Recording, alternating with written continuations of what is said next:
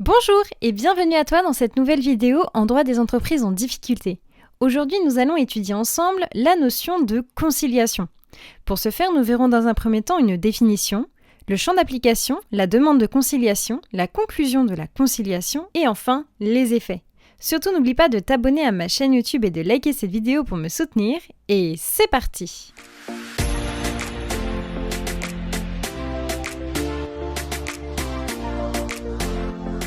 Tout d'abord, une définition.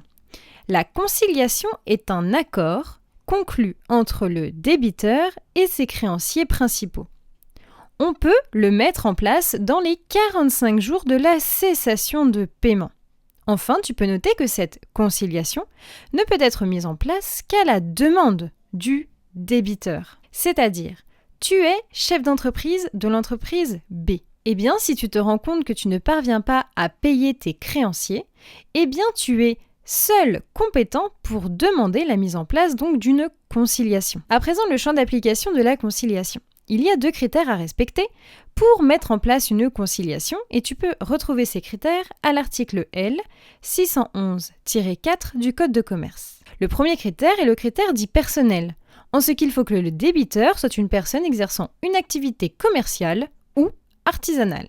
Donc, les agriculteurs sont exclus de ce champ d'application. Attention, note à toi-même, les agriculteurs ont une autre procédure, mais ce n'est pas la procédure de conciliation. Le second critère, quant à lui, est un critère économique, en ce qu'il doit y avoir la présence de difficultés juridiques, économiques ou financières de la part du débiteur. L'entreprise doit pouvoir être sauvée de ces difficultés.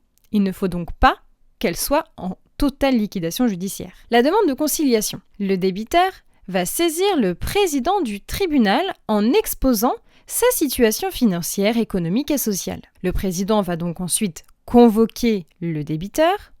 Une enquête va donc être réalisée pour vérifier les informations et même des experts peuvent être nommés par le président. Enfin, la demande est ensuite accueillie ou bien sûr rejetée. En ce qui concerne la conclusion de la conciliation, eh bien, on va nommer un conciliateur, qui va donc être nommé pour 4 mois maximum.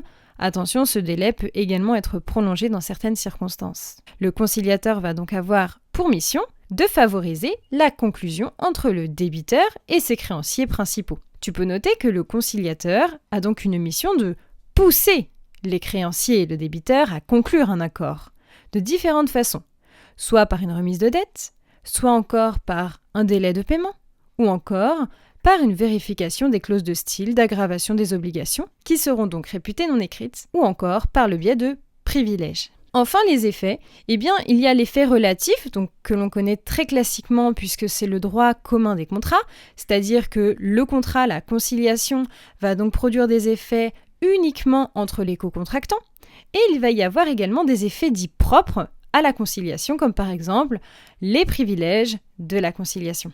Voilà, j'espère avoir bien su t'aider dans tes révisions. En tout cas, n'hésite pas à t'abonner à ma chaîne YouTube, à liker cette vidéo pour me soutenir, mais également à me rejoindre sur mes réseaux sociaux, Instagram et TikTok. À bientôt!